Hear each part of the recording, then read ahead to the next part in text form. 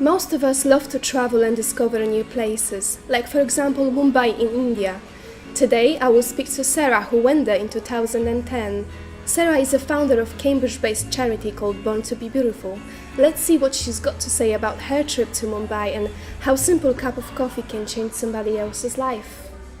It is an absolute pleasure to meet you, because I always like to meet people who inspire others and bring change.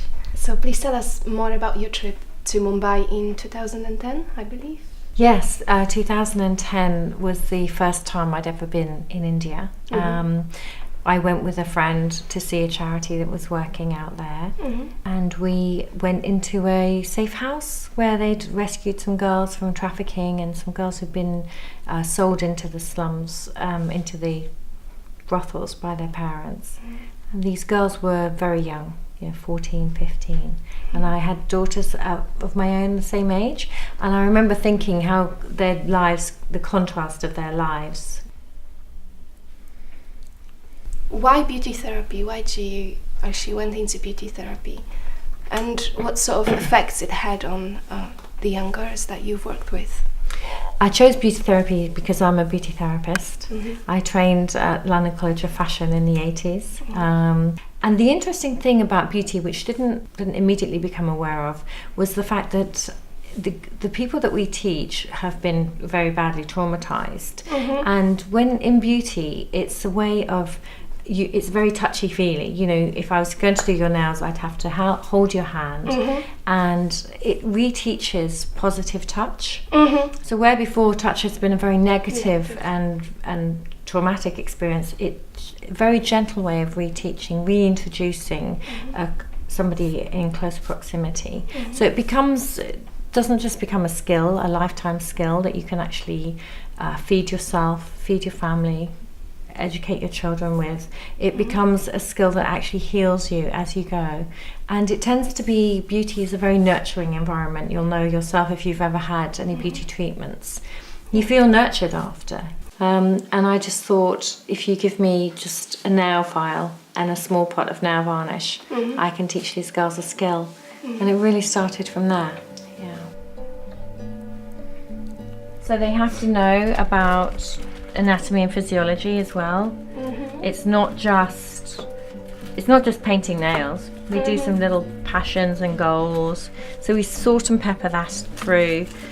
Actually quite a serious course. We've done it to the UK level 1 standards.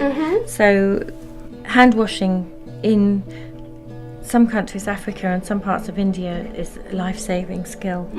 So that's our first lesson on our first day. As a beautician, you wash your hands all the time, a bit like a doctor.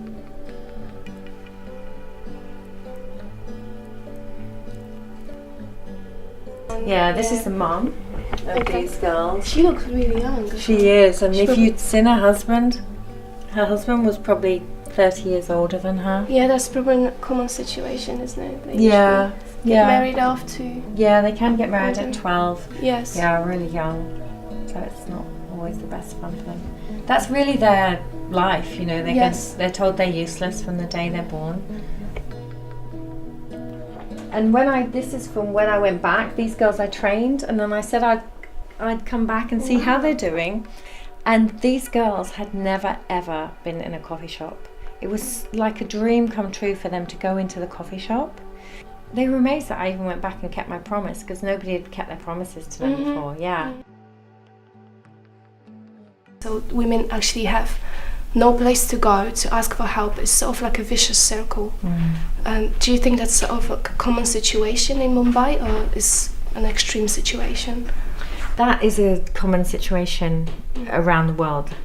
Trafficking is global. We have girls in Cambridge who've been trafficked, and in some countries until recently there weren't even any laws against trafficking, because people didn't realise it happened, or people didn't accept, or people didn't acknowledge that it was actually happening. So for many countries, including our own, the UK, new laws have been brought in so that you can convict people who've trafficked other people, and people who use that as a job. It's a hugely lucrative business. It's second in the world after arms. Future plans are, ideally, we want to have self-sustaining beauty salons with schools attached, so that the beauty salon works as a normal salon, makes money, and then part of the money pays for those girls and boys to have the education that we want to provide them, which will be free. Thank you very much for sharing your experiences and your knowledge and your information about your charity. It was a pleasure to talk to you. Thank you. It was an absolute pleasure. Thank you. Thank you.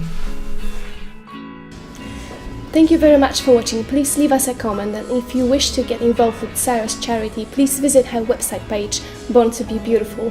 Thank you for now, and bye-bye.